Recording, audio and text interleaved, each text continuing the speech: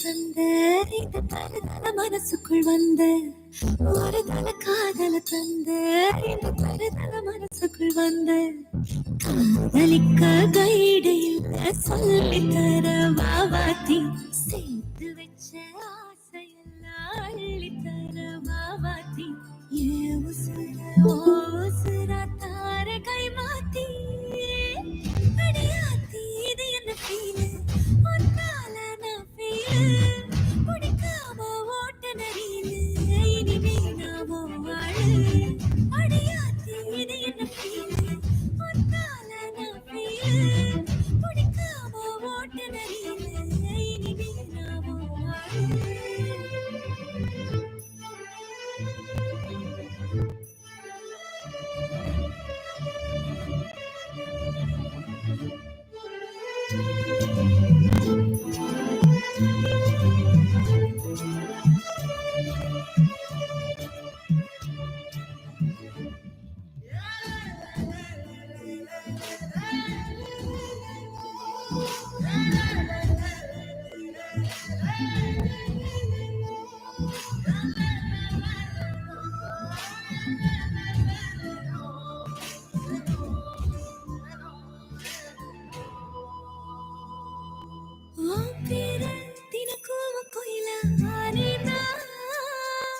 நீ பார்க்க புது மாதிரி செய்யலானே பாக்கெட் ஓ ஹீரோ பீனானே மனசார உன்னோட ஃபேனானே கொஞ்சம் பார்க்கணும் கைகள் கோர்க்கணும் ஜோடி சேர்ந்து லவ்வசாக ஊர சுத்தணும் பேண்டு வாசிச்சு கிராண்டா மேரேஜ் கெட்டி மேளம் எங்கோ கேட்கணும்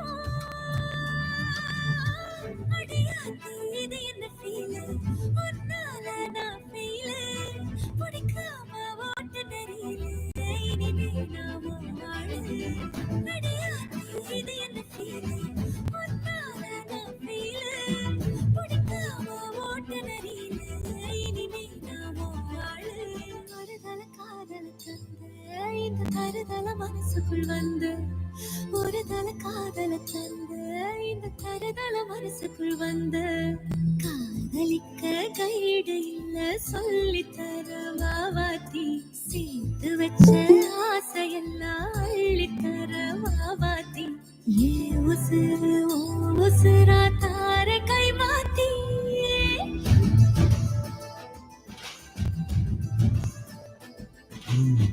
பிடிக்காம ஓட்ட நரியில இனிமே நாமோ வாழ அடியாத்தி இது என்ன ஃபீல் ஒன்னால நான் ஃபீல்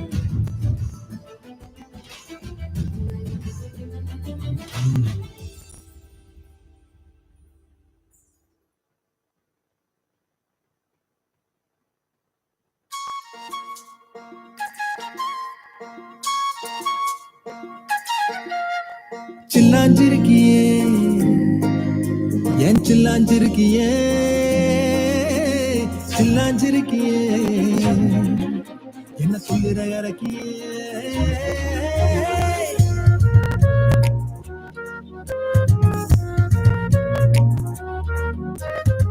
சொல்லாம என் மனச புழிஞ்சு புட்டியே உள்ளார ஓடி வந்து உறைஞ்சு புட்டியே சொல்லாம என் மனச புழிஞ்சு புட்டியே உள்ளார ஓடி வந்து உறைஞ்சு புட்டியே கண்ணால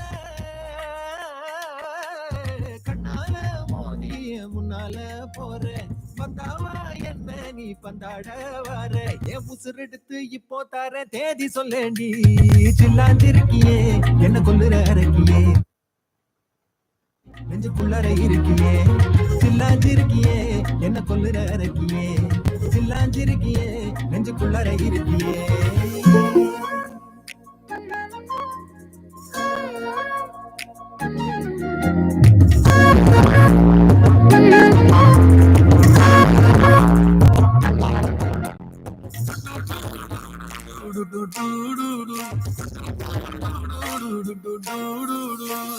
கண்ணு பத்தாமல ஒன்ன ரசிக்கிறேன், அழக தாங்காமல துண்டா விழுகிறேன், ஊரு பைய ஆசைகள்லாம் உள்ள முனகிறேன், ஊசிக்கும் பார்வையில ரொம்ப இழக்கிறேன், பெயரை இல்லாம ஒரு பின்ன சுத்திருக்கேன், இல்லாத அன்போட வாழ தவிச்சேன், என் ஆசைகளை இவங்க காண போன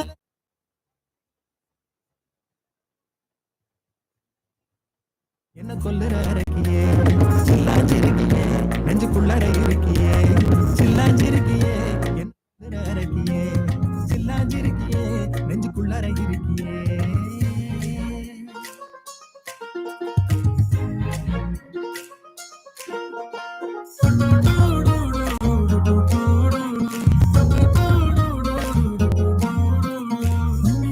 ஒன்ன சுத்தி நான் சொல்லுது உள்ளுக்குள்ள சொந்த புத்தி என்ன மறக்குது,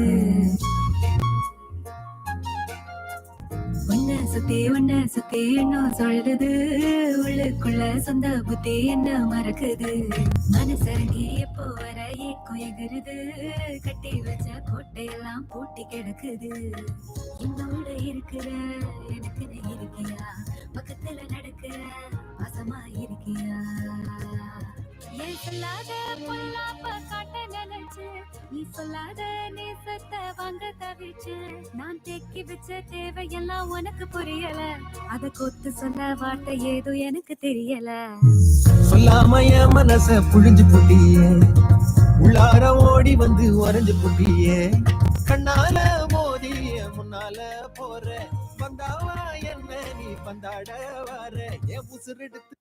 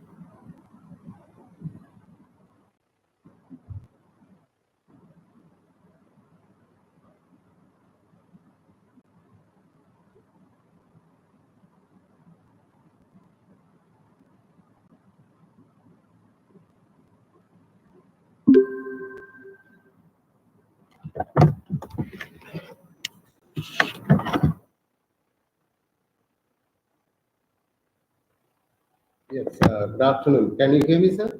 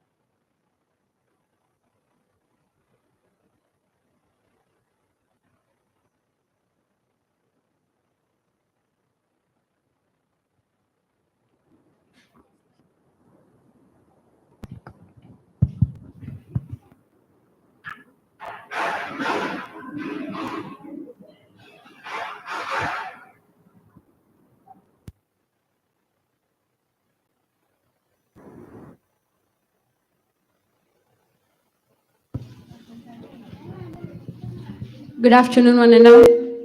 I hope you all enjoyed the delicious lunch that has energized you for the upcoming session. Did you guys enjoy? It's okay. Happy to hear that.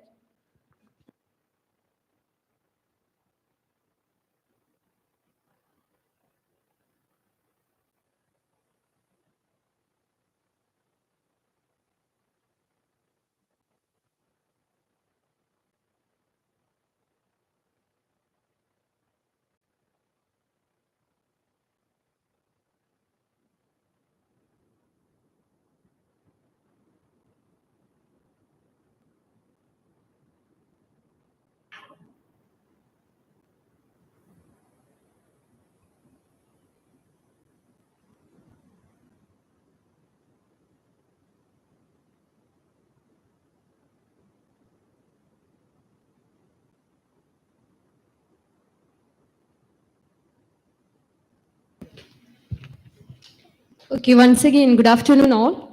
Before moving to the academic sessions, we have to honor Mr. Ramshid M for our yesterday's antique exhibition.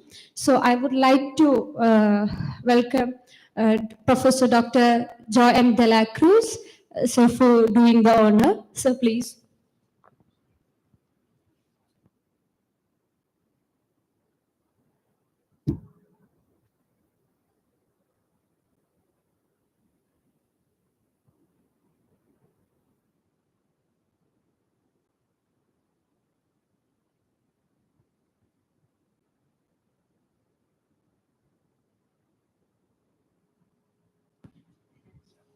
Thank you so much, sir, for doing the honor.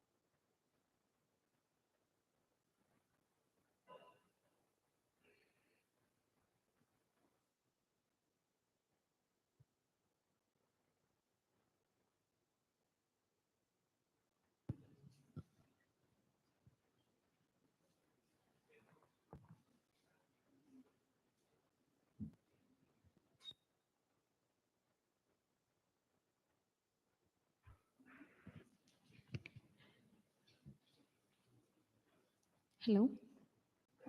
So am I audible?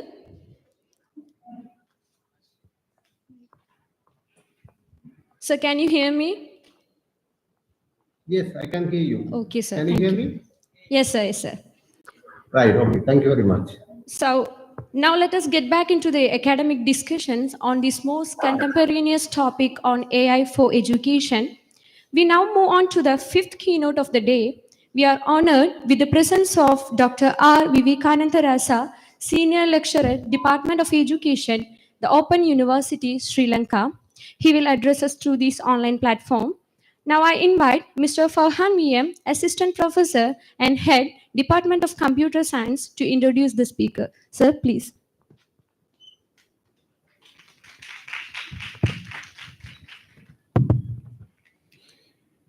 Good afternoon, everyone. It is with great pleasure that I introduce to you a truly distinguished educator and academic, Mr. Ravindran Vivekananda Rasa, with a wealth of knowledge and an impressive range of qualifications, including a Bachelor of Education, a Higher National Diploma in Engineering, a Diploma in Technology, and a Master of Science. Mr. Vivekananda Rasa has continually demonstrated a commitment to excellence in the field of education. He is also pursuing an MPhil and PhD in Educational Management at the Faculty of Graduate Studies, University of Colombo. Currently, Mr. Vivekananda Rasa serves as a senior lecturer in the Department of Secondary and Tertiary Education at the Faculty of Education, the Open University of Sri Lanka. In this role, he brings years of extensive experience and profound insights, significantly contributing to the development of future educators. Beyond his academic roles, Mr. Vivekananda Rasa is a seasoned professional who has actively participated in numerous seminars as a presenter, keynote speaker, and chairperson. His expertise, thought leadership, and passion for education have made him a sought after figure in his field. It is an honor to have such an accomplished individual with us today. A warm welcome, Mr. Vivekananda Rasa. Thank you.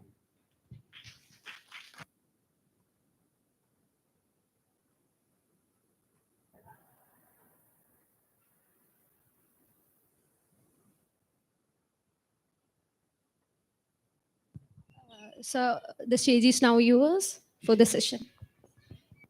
Yeah. Right. Okay. Thank you very much. Can you hear me? Yeah. Right. Okay. So good afternoon, everyone. Maybe good evening. Sometimes the various part of the country. I think all of you from from India, and I'm Dr. R. Vivekananda Rasa, Department of Secondary and Tertiary Education, Faculty of Education, the Open University of Sri Lanka. So I'm working in the university more than 15 years, and also in higher educational institution in Sri Lanka before that time. So first of all, I would like to thank Professor or Dr. Samir Officer for inviting me this event as one of the resource speaker, and also all other representatives and I mean the professors and distinguished academics and all students and everyone for inviting me this event to make a presentation on the title that I have been selected. So thank you very much from Sri Lanka. It's an honor to me to be part of with you at this time. So thank you once again. And now, I can start by the idea that I wanted to share with you, that currently that's very important, artificial intelligence idea, how we apply how we integrate the technology, artificial intelligence related technology in the teaching and learning of higher education around the world, not only in Sri Lanka and India, everywhere. Right, let me to share the PowerPoint that I plan to discuss with you. Please give me 1 minute.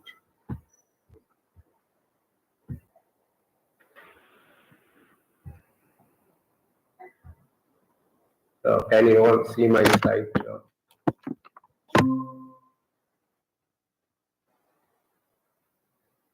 Is it visible?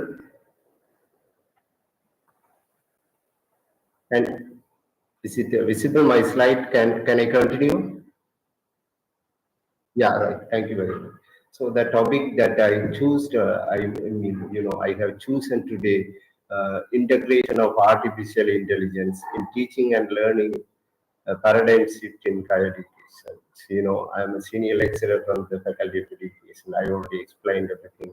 So I think that's enough about me and you. So the presentation will move on with certain topics that I want to emphasize with you all. So first of all, I will give you some brief ideas to understand what is this artificial intelligence means. And there are different types of artificial intelligence, especially how they have divided the technology, artificial intelligence, based on the purpose purpose in different fields, like in education. So artificial intelligence in teaching and learning of higher education, and how the artificial intelligence supports for higher education. Finally, I will come to the end of the presentation addressing that opportunities and challenges of artificial intelligence. And I have mentioned here language studies, but in especially in higher education, right? So with that. According to Dr. Michael Crow, he's the president of Arizona State University. I think you might have heard about him. What he mentioned, I mean, artificial intelligence and digital platforms are transforming the way we engage with students, making interactions more personalized and responsive to their individual needs, ultimately enhancing their educational journey. So, from this, we can understand how this artificial intelligence idea is very important in the field of education, not only higher education, in the different fields of education related areas, like, even in the primary education and secondary education, and so especially in higher education that I have selected today to talk about. So from Dr. Michael Crow, that is from this idea we can understand how this artificial intelligence is very important. Right. With that, that explanation from Dr. Michael Crow, and I come to the point.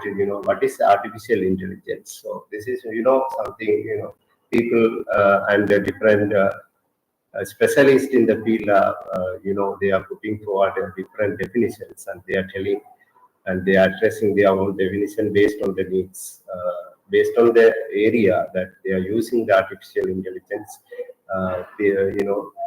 Experts can define the term artificial intelligence in the different ways. Anyway, the artificial intelligence, can be defined as a machine. It's a machine that can perform the task that human carry out through their thinking. How human thinking is, how human thinking happens. Likewise, this artificial intelligence also will act and will give some ideas or the benefits for the people, for human, like human thinking. But definitely, we cannot we cannot take the position equal to human thinking, the idea artificial intelligence. So there are differences between human thinking and artificial intelligence. But anyway, now scientists and those who are expert in the field of artificial intelligence. They are just trying to, make equal the human intelligence and the thinking of human, just how they can make it equal, like some human-related activities with the support of artificial intelligence. So, according to UNICEF defines the term artificial intelligence. UNICEF defines, as machine-based system guided by human-defined objectives that predict, provide, and recommendation and make decision impacting real or virtual environment. So, yeah, that UNICEF definition also just give us some ideas about how human thinking take place and how artificial intelligence can help us to move forward with activities without the support of human thinking or some human related aspects. That's an idea of the definition for artificial intelligence. If you refer some certain books or websites and UNESCO report, like UNESCO also every year, and their report says different aspects, and based on the education sector, UNESCO's reports are focusing on the use of artificial intelligence in the technological related, right? So understanding the meaning of artificial intelligence. So now I come to the point, the goals of artificial intelligence. What are the main goals of artificial intelligence? Artificial intelligence helps us, develop problem solving ability. We can solve different problems, as I mentioned earlier, the human thinking, definitely the solving problem is something related with the human thinking related, If we think properly, only we can solve our problems. If we do not think in the way of solving the problem, definitely the problem will move very tough and very critical, in a very critical position. So, through the support of this artificial intelligence, we can solve different problems, solving ability.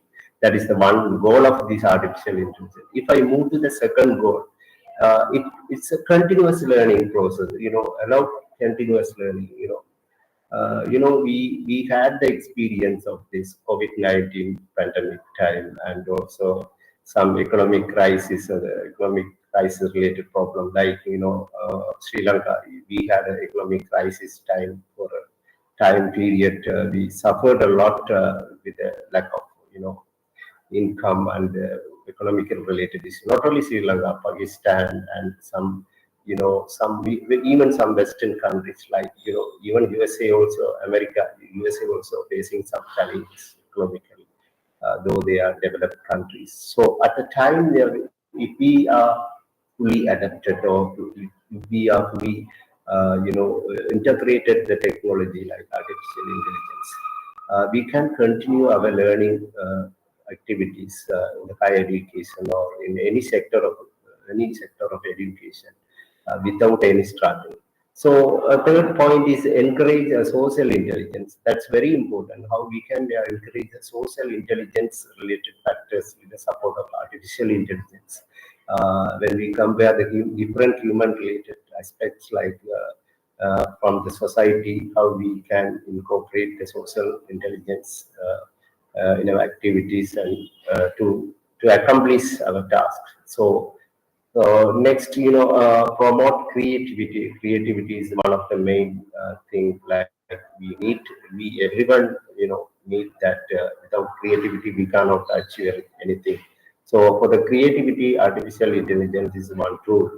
And finally, it's enable human AI synergy.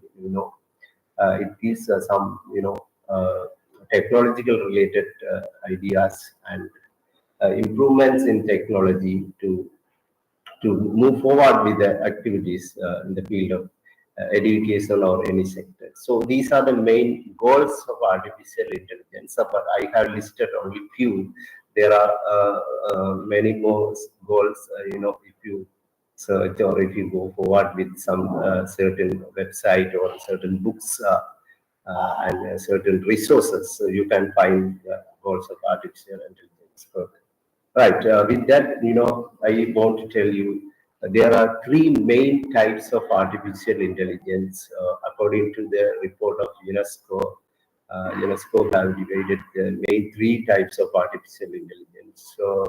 So there are, the three types are artificial narrow intelligence. It is also known as ANI. The acronym of artificial narrow intelligence is ANI. And artificial general intelligence, AGI, and finally artificial super intelligence. So I will one by one I will explain what is artificial narrow intelligence and what does the meaning of other types of artificial intelligence. So just take the idea that there are three main types of artificial intelligence: ANI, AGI, and ASI. Right.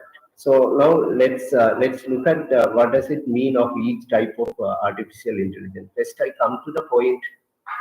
Artificial narrow intelligence, ANI. Artificial narrow intelligence is also called weak artificial intelligence. It's like, this type of artificial intelligence is mainly used to complete specific jobs without learning beyond what it is meant for. And also this includes reinforcement learning. So through this artificial narrow intelligence, we can include the reinforcement learning, where people learn to make decisions and take action to achieve certain objectives with a defined environment. So this is firstly introduced type of artificial intelligence, ANI, artificial narrow intelligence. It's mostly connected with the learning aspects and decision making, and how people can take decision, and how people can you know adapt with the environment, with taking different decisions and like that, right. So the next type of artificial intelligence is artificial general intelligence, AGI. Sometimes people, we call it GI, general intelligence. So general intelligence, this is also one type of artificial intelligence. The second type, artificial intelligence, this includes additional strategies from the ANI. So after the AGI, artificial general intelligence is included, it is included with some additional strategies and steps from the narrow AI, as I mentioned already. The computer system that we are using is a clear example for this. The computer technology and the ideas that we are moving forward with the computer technology, ICT. Now, I am here from Sri Lanka speaking on this great occasion. I mean, with the support of this artificial general intelligence, and you are also listening me virtually. So this virtual type of technology is connected with the artificial general intelligence. So finally, I come to the final one. Artificial super intelligence. So this is very important. Now the world is moving to find more innovative ideas and innovative things, researching more and more in this artificial super intelligence. So artificial super intelligence is a third type of artificial intelligence that is also called super AI. This type of artificial intelligence is more advanced to the world as it deals with more superpowers like humans and beyond human intelligence. At the same time, it is considered dangerous for human in the world. As I told you, that mostly the Western countries and they are moving forward with the new findings in the artificial super intelligence. Definitely, the point of giving the disadvantage to the world. Through the findings of different aspects or different ideas in artificial super intelligence, the people and the world, the environment is getting damaged and getting, some negative aspects. I mean, the negative side is there.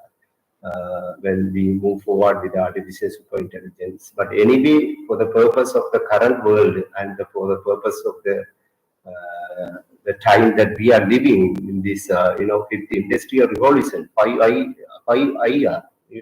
now we are in the fifth industrial revolution. Not that's very very advanced.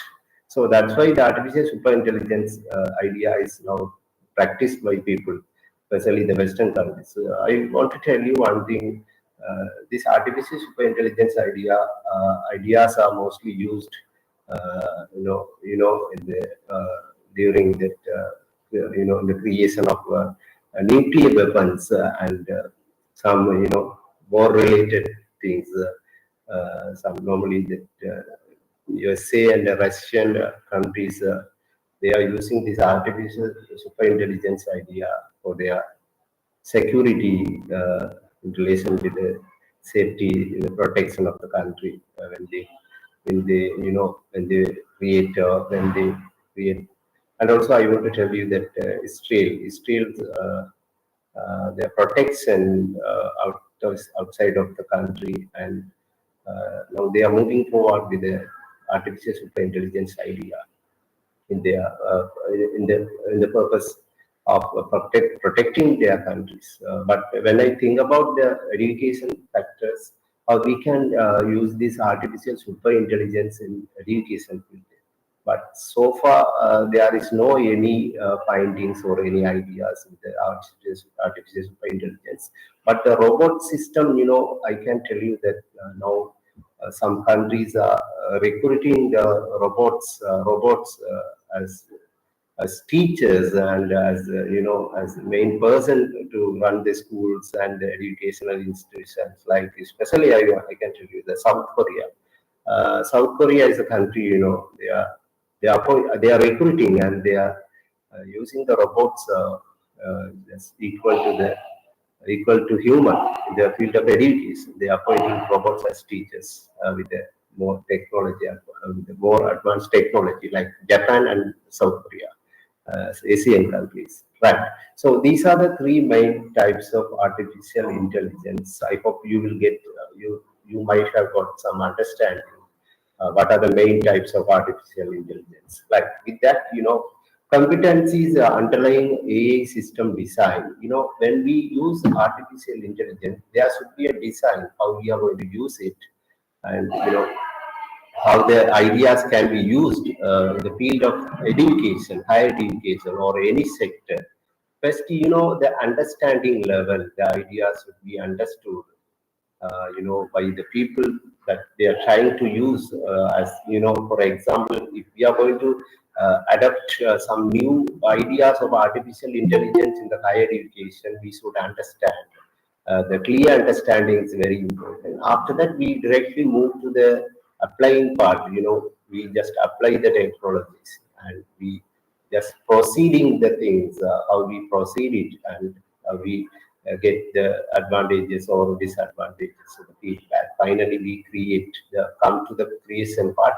Creation part is, that output level, how we reach the output and how we can get the advantage. Mainly, it will focus on the advantages. I mean, the positive, outcomes.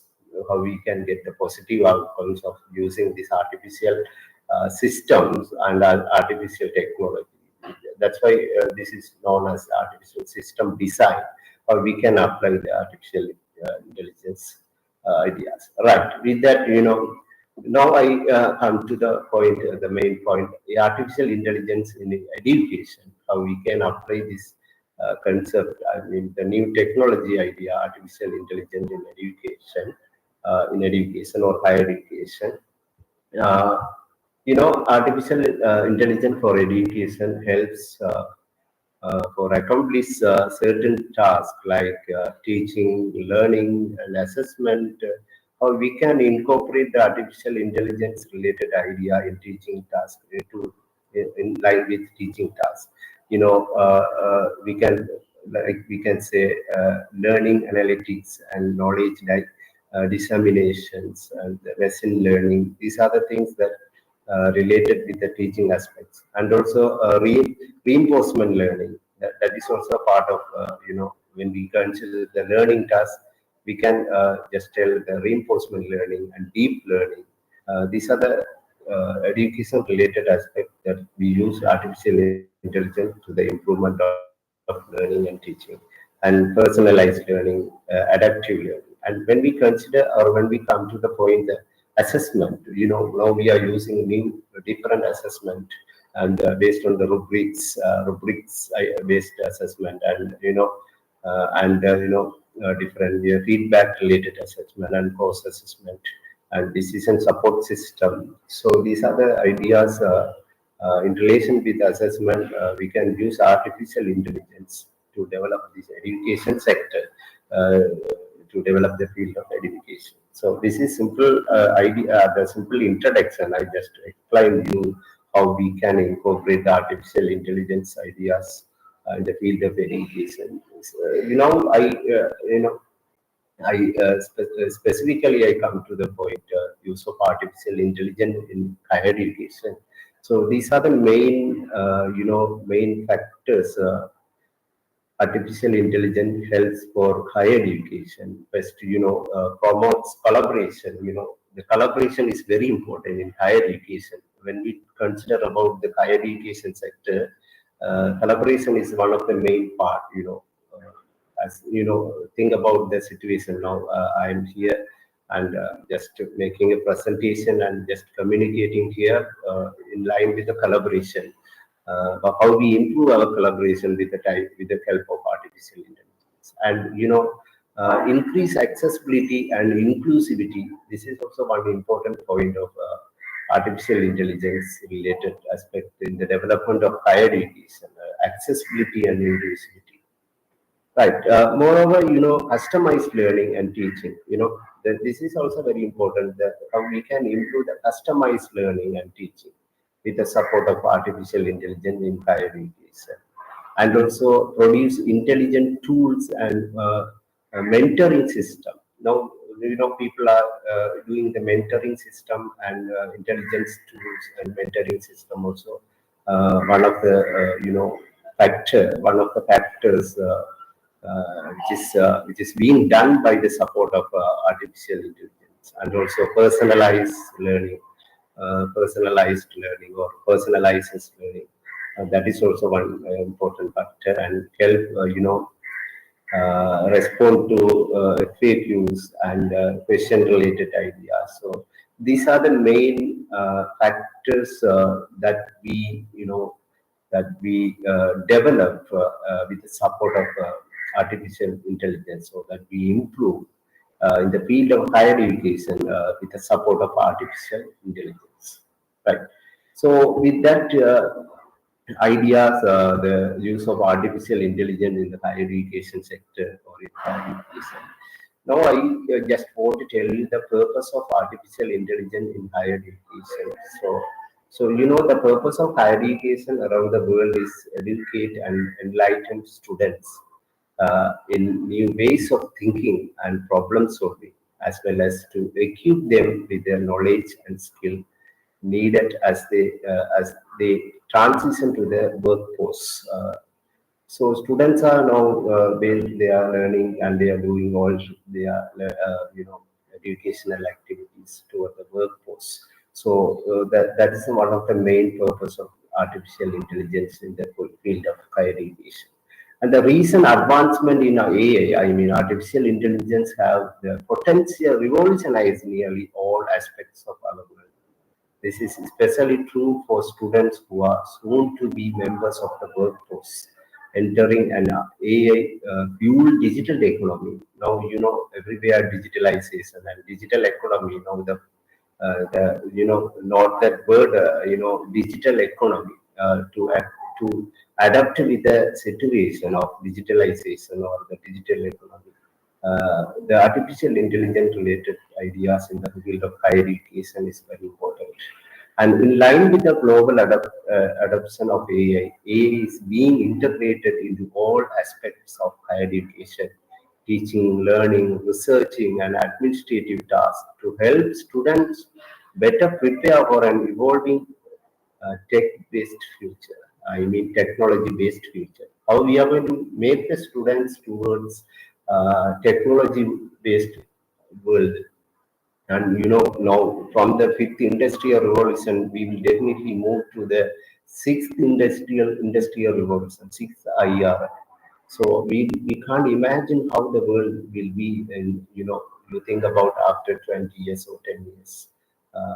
It will be with more technological adaptation. For that, we should make our students now as a academics or as teachers, as teacher educators, we have to make our students to get more ideas in the field of artificial intelligence and the technology related aspects. So that's a very important point I have to emphasize here.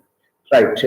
Furthermore, if I explain you some ideas about exploring the types of artificial intelligence that are either being used for your institution already or will be soon. How you can incorporate the artificial related ideas for your institution. I mean, for the development of higher education in your institution or in your university or any higher educational institution. The first point is classical machine learning, ML.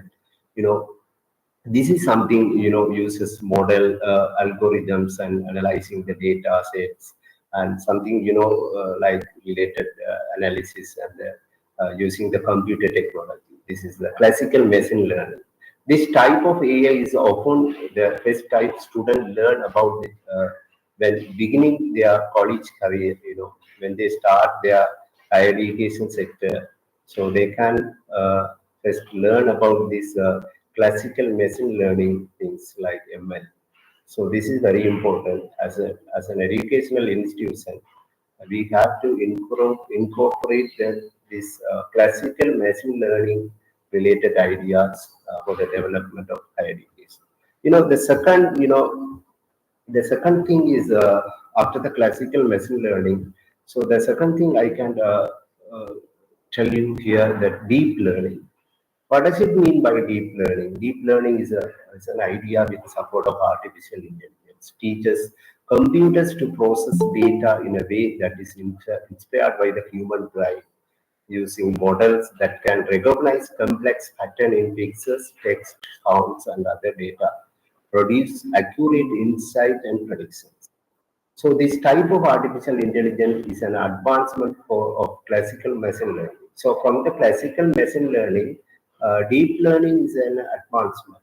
This helps for students who are engaged with higher education to develop their learning activities, and for the people, I mean the educators, to encourage and to improve their teaching strategies and how they can use these patterns and different complex patterns, fixes, text, VR technology, virtual reality, and virtual reality is one of the main thing.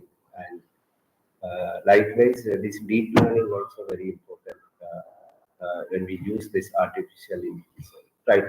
Furthermore, computer version, that we are using different types of computer version, computer related ideas to improve the higher education teaching and learning, and also some administrative related tasks. Now we are moving with computer technology. That is also one part of artificial intelligence related aspects. All higher educational institutions around the world, in India, Sri Lanka, and all of the country, they have to accommodate this computer vision idea. I mean, the computer vision means computer related technology, right? So furthermore, deep learning and the computer vision. And finally, generative AI. As I told you, the generative AI is one of the main important type of AI because mostly people are using this generative AI. Generates new content when provided with the prompt by an end user. Generative AI creates this content based on the massive set of data and massive learning. So this generative AI related idea also we can incorporate in our higher educational institution. You know, when used together, generative AI and NLP can understand, prompt, and generate an appropriate response by text, video, imaginary, or audio. So this generative artificial intelligence related ideas also are also very essential for the development of higher education around the world. I mean, all over the world, right? So with that, I come to the point, the opportunities of the artificial intelligence in higher education to make a clear paradigm shift. I have to tell you the paradigm shift. What are the opportunities that we are receiving from this artificial intelligence in higher education? That is one, enhancing personalized learning. This is one of the main opportunities that we are receiving, and provide interactive learning. So how we interact in the learning and teaching activity. That is also one point I have to tell you. And monitoring constant progress, how we can monitor the progress of students and how we can improve the students giving feedback. That is also one part of the advantage of artificial intelligence in the field of higher education. And availability and flexibility, how the availability and flexibility of learning and teaching activities is very simple with the use of artificial intelligence. That is also one main advantage or main opportunity of this artificial intelligence in the field of higher education. Finally, providing immersive learning, very effective and attractive learning activities and teaching. So this is also one opportunity of artificial intelligence in higher education. Not only the opportunity, like a coin, there are two sides. There are challenges also when we apply the technology-related idea, artificial intelligence in higher education. The reliability, the point reliability will be a challenging part. How it can be reliable and how it can be, accessible to everyone or all the countries in the world. Developing countries, really, they are developing countries are facing problems in the use of technology. So reliability is a one challenging part of this use of artificial intelligence in higher education, and personalization of learning. In personalization of learning also there are some challenges, and the privacy, that is very important. So the privacy part is one challenging point when we use technology in our day-to-day activities, because the information will be leaked out and the privacy will be, will be to everyone in the world. The higher technology will make to uh, get our privacy related things also. Then evaluation and the feedback. That is in the evaluation and the feedback factor also there are some challenges. Finally, integration with the existing systems. That is also one challenging part. So with the challenges of artificial intelligence in the higher education, uh, you know, uh, so yeah, those are the challenges, and uh, now uh, I clearly explained you what is artificial intelligence and what are the types of artificial intelligence, how we can use each type of artificial intelligence and the meaning of each type of artificial intelligence. And finally, the advantages, and I mean the opportunities of artificial intelligence in higher education and the challenges, and how higher education sector can incorporate the artificial intelligence as educational institution, how we can incorporate. And even I focused on the challenges that we are facing. With this all information, I hope will help you to improve your organization or to get more ideas or to learn about the artificial intelligence ideas or to incorporate in the curriculum system of your program. So that is the point I wanted to discuss with you today. So I'm not sure about I explained everything in the field of artificial intelligence in higher education, but I just share few things, and just I request you to further develop or further improve the knowledge in the field of artificial intelligence and how it can be used to improve the higher education sectors in various educational organizations. So thank you very much for giving me this opportunity. If you have any question, you can ask me based on the time. And once again, thank you, sir, and thank you, everyone. Thank you, all students and academics and the professors, doctors, and everyone. Thank you.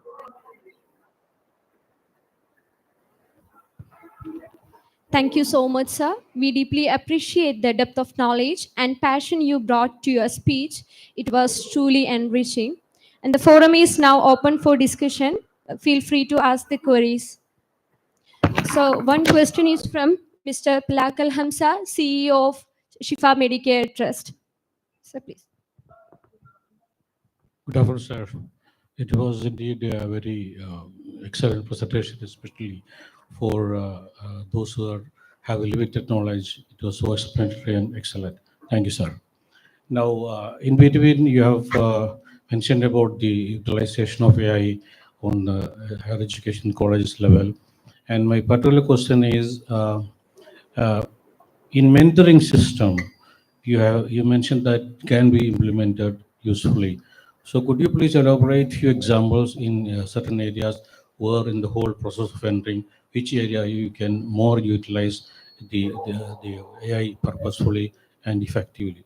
Thank you.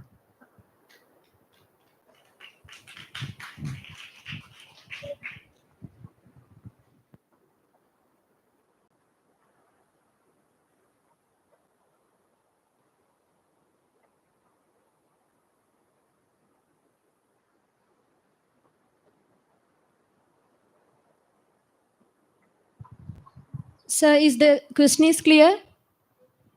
Yeah. Is there any question to me? I'm not clear about the question because I'm getting a little bit louder here, the environment. Can you type the question in the chat box, please? I will repeat the question. Thank you very much for the presentation. It was excellent and we all enjoyed, and it is very especially accepted by everyone. Now, my question particularly that in your narration, you explain about the mentoring system, which could be utilized AI in purposefully and effectively. So could you please explain which is a certain areas where in the whole process of mentoring system, which can be more effectively used, which segment, which area, or which particular function? Thank you. The question is clear? Yeah.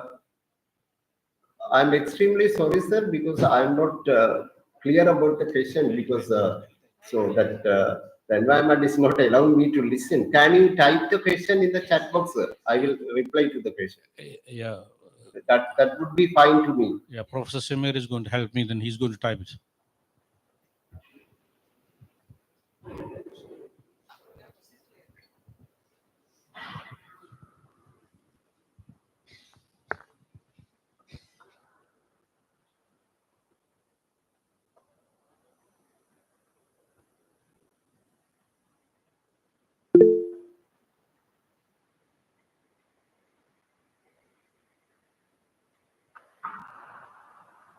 Yeah. Thank you, sir. Now I got the question. So the use of artificial intelligence in mentoring, how we can use it for the mentoring. There are some artificial,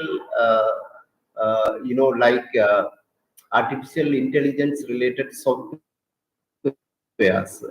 We can use it for the mentoring process. So we can divide the students, a number of students, those who are going to mentor them, and based on that, like something giving activities, and we can observe how they involve with the activities and how they give the feedback and how they engage with the activities. Those things can be done by us. And also the feedback is a very important thing here in this mentoring process with the support of artificial intelligence. Actually, it is not like physical mentoring part, meeting the students and doing the things. But definitely we can meet the students virtually and with the support of some specific technologies in line with the mentoring, because that depends on the number of students. When we have more number of students, it is very difficult to make it physical. Then definitely we have to go with the online things. That will be a part of this online mentoring. Definitely that was very useful during the COVID pandemic time, and it was done by with certain technologies. That is my point, sir. But as developing countries, we are really reluctant. We are not that much developed in the technology to use these artificial related mentoring technologies. But anyway, in future we can use, and Western countries are using this, especially USA and UK. Those countries are using in certain universities in UK. They are using this artificial intelligence related mentoring. Even Germany in some universities in Germany also they are using this AI related AI supported mentoring task. That's my answer for your questions. I mean, my explanations. Thank you, sir. Is there any other questions? So next question is from Ms. Sajla Molke, Head Department of Nutrition and Dietetics, Al Shifa College of Arts and Science.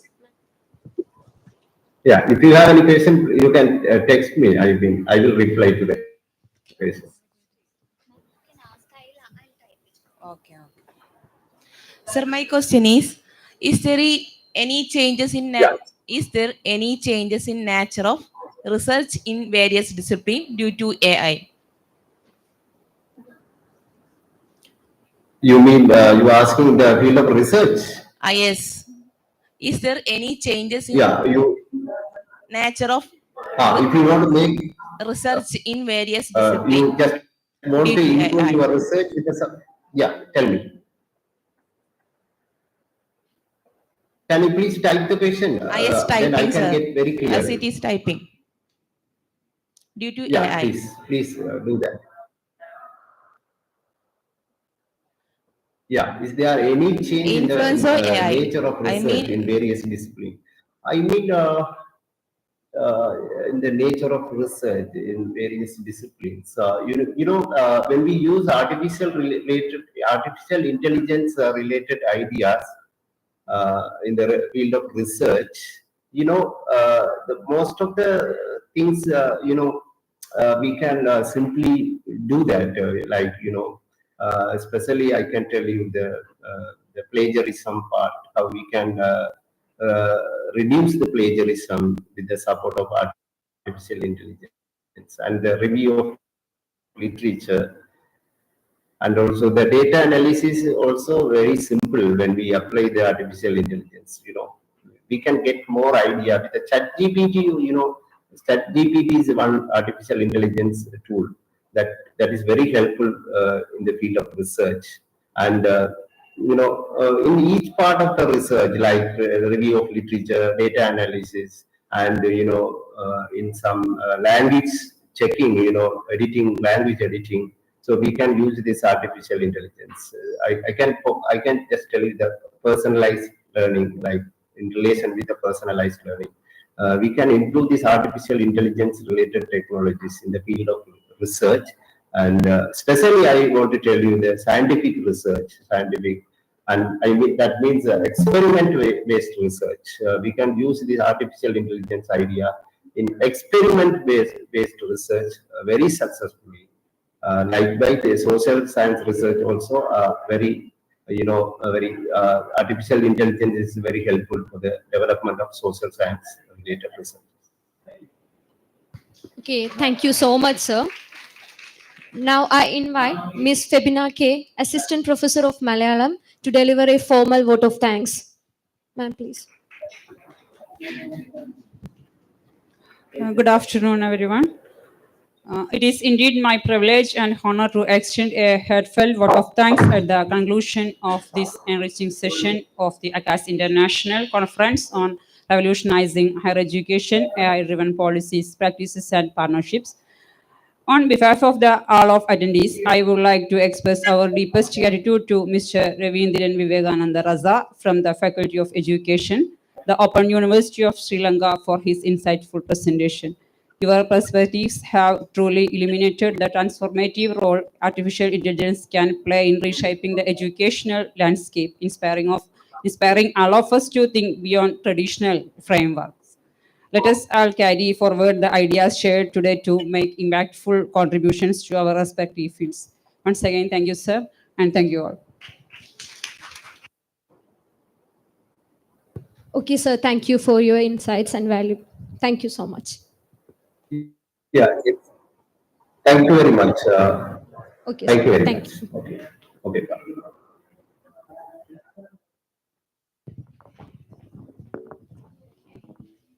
Thank you, Febina ma'am, for the vote of thanks. So next, we are about to begin the fifth and the final keynote address. Our speaker is the most inspiring and forward-thinking Dr. Kamaluddin Keti, principal of ACAS, whose visionary leadership has been instrumental in organizing this transformative sessions like this. So the topic of his keynote is AI revolutionizing or eroding the soul of research. Is set to offer actually valuable insights into the complex interplay between artificial intelligence and academic inquiry. So I invite Mr. Yazin TT, Assistant Professor of Commerce, ACAS, to introduce our distinguished speaker.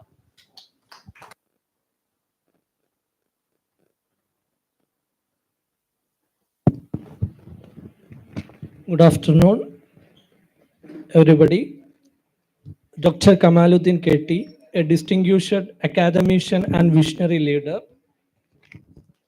as the principal of Al Shifa College of Arts and Science, where he has been instrumental in forecasting academic excellence and holistic development with a PhD and a strong foundation in educational psychology from the prestigious University of Kerala.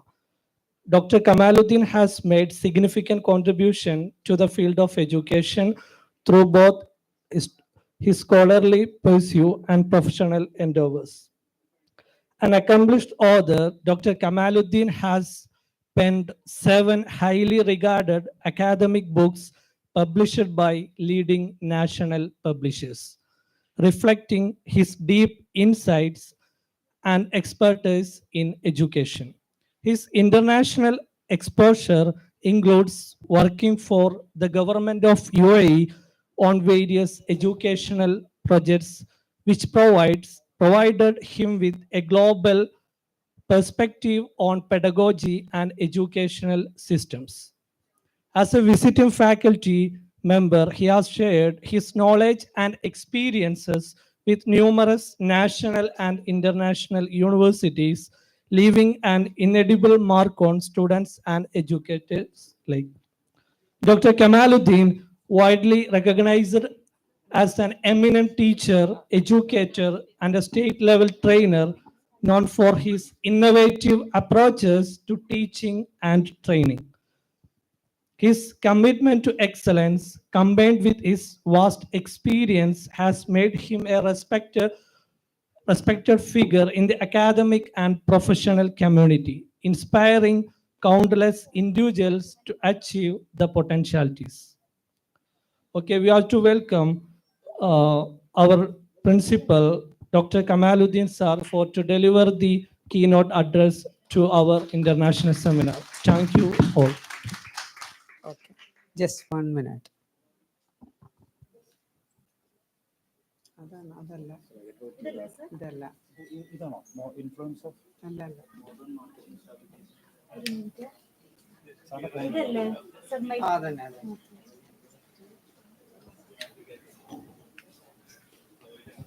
Yes.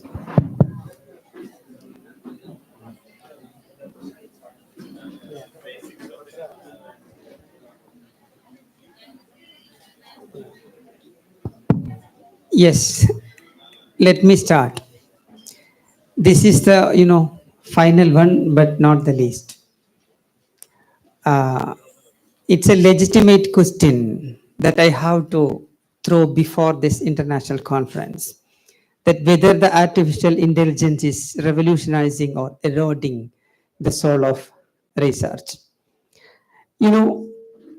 Everywhere, in every geographic point of the world, there are two groups, that is traditionalist academicians and modernist academicians. Both have, a philosophical combat regarding the essence and the soul of research. And modernist academicians believe that artificial intelligence is the only panacea to mitigate all the ailments that higher education system suffers. It's a reality. All argue that there is only one panacea is there that can solve all the ailments of higher education system suffers right now. But we know that for higher education, there are 4 pillars. It has some psychological foundations, sociological foundations, and at the last, it is the technological foundation. What we see is that all the 3 pillars are weakened and only one pillar is strengthened. So we can see that the whole educational system is running on one pillar. That is technological pillar. All others is, eroding. That we know. Then when it comes to the AI in academic research, it has pleasures and pressures. The pleasures, what we call revolutionizing, and the pressures, we see that eroding the soul of research. Yes, this is the concealed reality. A picture will speak 1,000 words, right? The whole responsibility of research was on the researcher. Even the supervisor and the university is sitting apart. That is, he is traveling alone. Everywhere it is going to happen.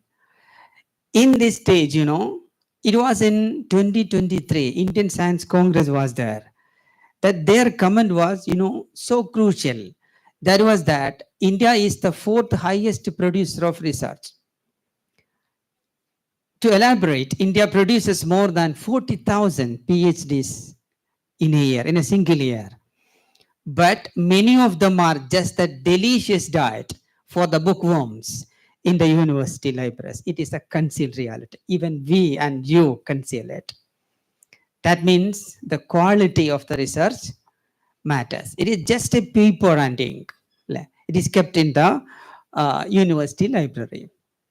So in this, this research says that AI is widely heralded for its potential to enhance productivity in research. But with that promise come risks that could narrow researchers' ability to better understand the research. It is the reality.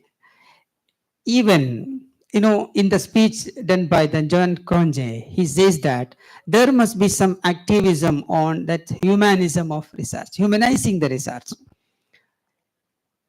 In that, a survey was a small research was done by me. That was that 15 sample was taken. That all were PhD scholars, 5 from State University and 5 from Central and 5 from the foreign university. And both were, all the research scholars were joined for the research in the year 2023. And response was collected through a Google form. In that, 7 steps, regarding the 7 steps of the research, what they did it alone or they used, AI tools. We can see what is the result. In the first one, that is identification of a research problem using AI. All that is 15 research scholars, they identified the research problem only from AI. Look at the case, right? It must have some personal experience. It must have some social urgency. There must be some, the problem must come from the fertility of the society. But all these things was done by AI. So the research is in a question. It is the truth. Even though we glorify the present. There are some people, they glorify the past. That means research must be rigorous, that the researchers go through the rigorous ways to reach the destination of research. But the modernist is that there is no such rigorous. Even a single research can be completed in 1 year. That's also possible. Then we learned and we teach that in choosing a research problem, there must be some elements to consider. The urgency, the novelty, then originality, then priority and feasibility, and the list goes on. But look that the urgency is determined by artificial intelligence. So where is the starting point of the research? So what is the societal relevance of the research? It is in a question. In the second one, fixing the title of the research using AI. While I was a research scholar, I spent days and days cutting and cutting that the words that are not determinant in it. But these are given by AI. So I cannot enjoy, I feel that there is no greater human experience than the joy of research. Right? There is some joy of research. But the most of the researchers lacking this experience, that the joy. That I taught all the scholars, my scholars, that in fixing the title, there must be the two power. That is, the expressive power. Using the whole research must be reflected in with minimum words. That is, the expressive power must be there and attractive power is there. That is the power to catch and arrest the attention of the readers to go inside. So such experience is lacking when we use the AI in research. That is the second step. Then the third question was drafting the research proposal using AI. Drafting a research proposal is a starting point. It will take weeks and weeks. And he is, holding all the time. That's the tool to start the research. So he will take all and every effort to take, all that elements that from the context of the study, then the rationale, the need and significance, the opportunity statement, until he takes, hours and hours, but they got it within 2 minutes. What we say that in research proposal, a student has to, spend more days and days thinking with pen and paper, cutting and throwing the paper. That is also missing when we use the AI. Then review of related literature. It was very interesting. We know that there are literatures that is fed in AI, but there are thousands of recent researchers that not are fed. It is not fed into the system. It is still, out of the feeding. That we know. Then even, the formulation of objectives and hypotheses also, given by AI. So we cannot say that if the research is going on or the playing with AI is going on, even in research. So, when we start a research, we say that you should not write that the statement of the problem. Now, many of the academicians believe that you have to write opportunity statement. There is no problem before you. There is an opportunity. It's a perception. It's a perception. So the objectives and the hypothesis is also lacking. It is also given by AI. Then development of research methodology also, it is given by AI. To be true that a research methodology should not be chosen by the paramount comfort of the researcher. All the objectives of the study must be oriented towards a methodology that he chooses. It's also that AI is given. Then at the last, they are going to write. What is your plan regarding writing the research report? Whether you use the AI or you will make it your own. So the answer was that also AI will make. So fundamentally, I would like to say that, the Central University people are sitting before me. You can do more in this. What we need is that there must be judicious use of AI and justifiable balance in the research. That is, at university level, there must be developing of ethical frameworks and guidelines in university researches, and implementing ethical practices and standards, promoting ethical education and awareness among research scholars, and strengthening ethical governance and regulation. The question is whether artificial intelligence or human intelligence is greater. I would say human intelligence is greater. There must be some human element in research. Unless and otherwise, we cannot say it's a research, it's just a play with AI. Thank you.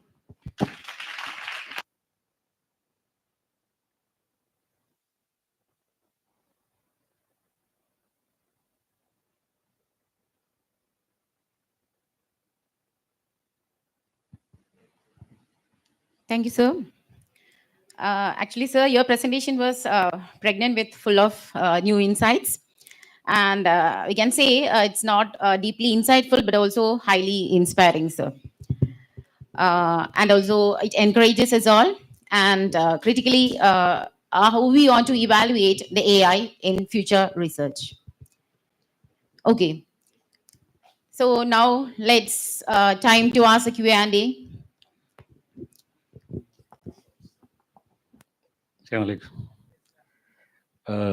It was extent more than expected because I was false taken that your knowledge in the other areas are more than AI. You have proved that your knowledge is equally in AI also. Thank you. Thank you. Now, you have, thank you. Everybody appreciate that. They are supporting you for this. Now, you already successfully proved that human intelligence is more than important, more than it is the better one. So apparently, what my feeling is that if there is that much of malpractice going to happen in the whole research area, there must be some mechanism by which you have to stop this. Okay, you have suggested something that's on or moral and ethical level suggestions, but I would urge these techies, these people who are in this industry, especially in AI, they should have some sort of even software developed that is massively used around the globe. That one touch they should bring. This man is copied from this AI reporter. This is the analysis thing he had done. There is nothing came from his intelligence. Nothing came from his critical thinking. Nothing is input is only a big zero. So that some sort of a technique should be, as AI is so much advanced. Yes. So they should somebody should make a sufficient, effective and required research on this, and as soon as possible they have set some remedy through AI solutions that this sort of nasty things should not be encouraged and developed. It must be stopped. Yeah. That's my suggestion. Yes. Samir sir will say that, what was the mechanism in university regarding this, how to make the plagiarism using ChatGPT or AI. Yes. We have a plagiarism software everywhere it is. In some of the universities, very strict. Turnitin and Authenticate is there in some of the universities. These days, earlier it was Urkund supported by UGC. Now it is Drillbrit. Drillbrit is there. That mentions us to what extent it is plagiarism. In universities, I think it is less than 10% they are making. Yes. Journals also considers less than 10%. In some universities, 30. 30 it was earlier. It's the minimum. Before awarding this PhD, yes, sir. We should have some sort of this site. Yes, sir. So before submitting, we have to submit the report of plagiarism. A supervisor checks it, and accordingly they have to revise it. But even scholars have some other alternatives for that. There are some things. Yeah. Similarity. Yes, similarity report. It is a similarity report. You can mention something. May I also have the floor? Thank you. Okay, I appreciate your presentation, but I wanted to ask you with regards to your actual experience before you have to proceed in doing a research. I think maybe it's not only the resource speaker can give, because I wanted to hear also from friends and participants from here, especially in the academy. How do you proceed as your practice in doing research? Suppose it depends on the sample that you have. Most of them, if you take human subjects, we have institutional review boards. um, Dr. Kamaluddin was talking about ethical guidelines. Actually, it's mandatory now for universities to come up with their own institutional review boards, which look into the ethical aspects of review. Like even in Jamia, we have an institutional review board. So there's a dean of research. So any proposals that we do, and especially if it involves human subjects, especially children with disabilities, because they are the ones who cannot make decisions for themselves. So we have to take ethical clearance from that institute, from their parents. So these kind of guidelines are there. But in India, most of them, I think, Dr. Junais can also say, we have this Medical Council of India, because and we take the American Psychological Association and their review mechanisms. So India, we still need to evolve them, but UGC had made it clear that each institute, university should have their own institutional review boards, and we have it at the departmental level. That's Yeah. And also, I can add what I observed is that most of our scholars, undergraduate and postgraduate students, even teachers, we don't know what is academic writing. Actually, the basic thing is academic writing. In India, I'm sure that it is not at all happening, except in some of the science subjects. Academic writing is that way. What is your writing style? Accordingly, you have to practice it from the graduation onwards. That is what happening in the UK. When Dr. Ansari was speaking in another conference, he mentioned that in 11th and 12th they are teaching academic writing. So they are publishing papers when they are in 11th and 12th. Then we have to compete after post graduation with that kind of paper. That is the scene. Academic writing is not happening. Yeah, thank you for that input. However, my concern is that I just want to share also our Philippine experience, how we do research until the end, before the publication. Yeah, all those things that was mentioned, it's already part of the process towards the end. But my point is that, how will you attack a research before you start doing it, before going into all those process, and it will be finally accepted for publication? That's already an product. Because you made mention in your presentation about how you start and what did you experience using the AI before you have to go into the AI. My point is that, how do you start your research? Is it finalizing or giving a title first, or identifying the problem that you need to attend to? That is what I wanted to hear from you, sir, as to your experience and your practice. Yeah. You know, here in India, what is the custom is that first time, a research scholar has to present the title first. Then only the title have to be accepted first. That it is his duty. What was the rationale behind this? Only accepting the title, the researcher can, justify what is the rationale behind this. Yeah. Yeah, it's opposite. Okay. Yeah. Yes. I understand. Yeah. Okay. Yeah, this is already a discussion of Sir, in pharmaceutical field also, what we are doing means, suppose we are we want to study about a particular drug. First, we will find out the shortfalls of existing treatment, shortfalls of existing dosage form regimen treatment, and with the shortfalls, we will go for. I mean, how can we improve? With that only, we will go for the title. Yeah. Okay, I think that is already the process. Yeah. For the Philippine experience, okay, it's this. Sir, I would like to add to this. Okay, ma'am. Before I will share because and give input. what in India we do, especially in the central universities, we do not frame title immediately. Yeah. We have 1 year gap. Now, what we do initially, students come with a synopsis. That's a research proposal, just a tentative title or a statement of the broad. Then we do a PhD coursework for 6 months, and then we have a learned paper. So learned paper is a kind of annotated bibliography. So here what happens, they get a chance to study all the problems from the field or from the review of literature. So based on that understanding, they go through the kind of researches. So after 1 year, we give a chance to reframe the title. So we give them a 1 year of annotated bibliography based on their field experiences they can do, or based on the library reading. Then we frame title. So that is the process we follow. Oh, yeah. Okay. No. Oh, yeah. So in our country, it's entirely different. Yeah, it's entirely different. All the researchers, those who are already familiar to it, maybe that is the attack that they can do. However, to beginners, no, especially mentoring the younger generations, giving right away the title of the study, I think it's a big issue. For us in the Philippines, I do not know how is your procedure in your own institution. Of course, every institution has their own way of attacking researches.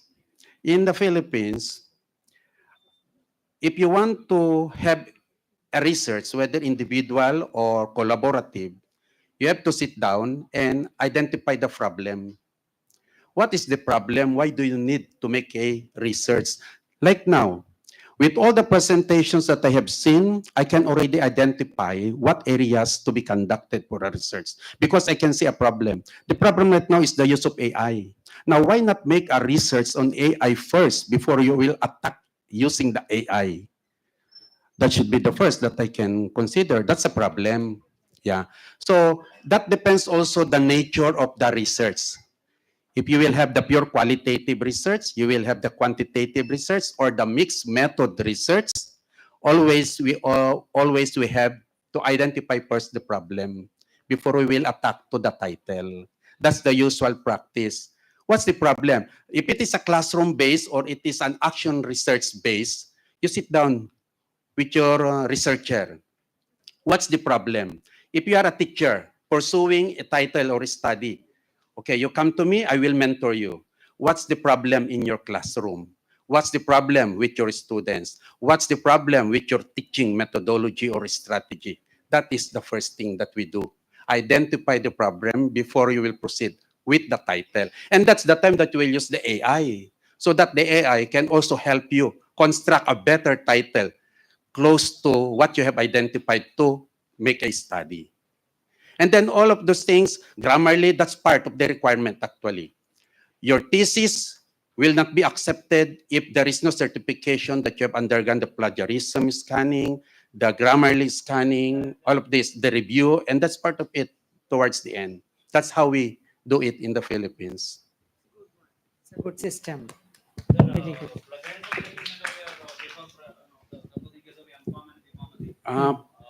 Plagiarism scanner, Grammarly checking is the #1 requirement for us before we will present.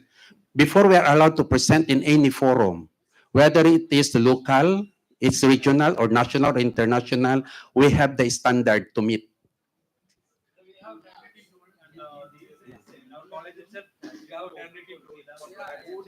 Yeah, that is what we call institutional format or institutional procedure or requirements. We are dependent on that.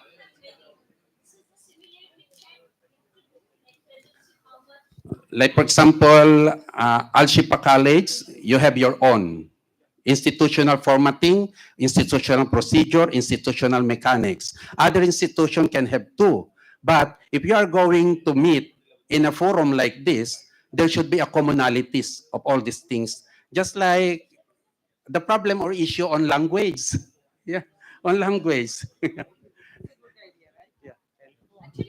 Just add, sir, in India, we have this higher education regulatory frameworks, UGC. So based on that, universities can do, besides the state guidelines. So we have one national regulatory framework already established by University Grants Commission. We have to follow them. Universities and state central have to follow them. So there we have these things. Right. Our students, got a good experience how to argue. Great, great, great.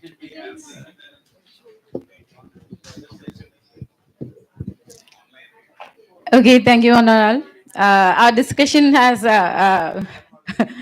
gone to a next level that is somewhat stimulating and thought-provoking discussion. So thank you because our all invited dignitaries had take part in actively participated in the discussion. So next, I would like to invite Ms. Harsha, Assistant Professor of Economics, to deliver a formal vote of thanks.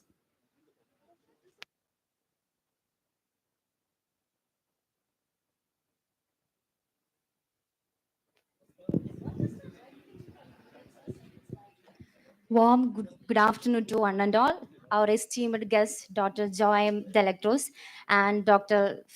Kwasi Fidausi ma'am, Dr. Sami Babu sir, and Junaisa Pilakal Hamsa sir, our Chief Executive. Thank you for gracing this occasion with your presence. It is immense warmth gratitude that I deliver this vote of thanks. I am especially honored to thank our principal, Dr. Kamaluddin KT, for giving us gracious occasion and for his enlightening keynote on artificial intelligence, revolutionizing, eroding the soul of research. Thank you, sir. Sir, your thought-provoking insights on AI potential and its ethical challenges have inspired us to balance innovation with responsibility. I also extend a heartfelt thanks to our distinguished guests for adding values this event with their presence. A special note of appreciation to all organizing team, faculty, staff, and our attentive audience too. Thank you all. Thank you, Harsha. So next, we are moving on to our paper presentation. We will have 3 sessions running simultaneously. The online, 2 online presentations and 1 offline presentation. The online session will be held in here in the seminar hall, and the offline sessions will be in lecture hall 1 and lecture hall 2. So the online presentation will be held in the seminar hall. It will be chaired by Kwasi Firdausi ma'am.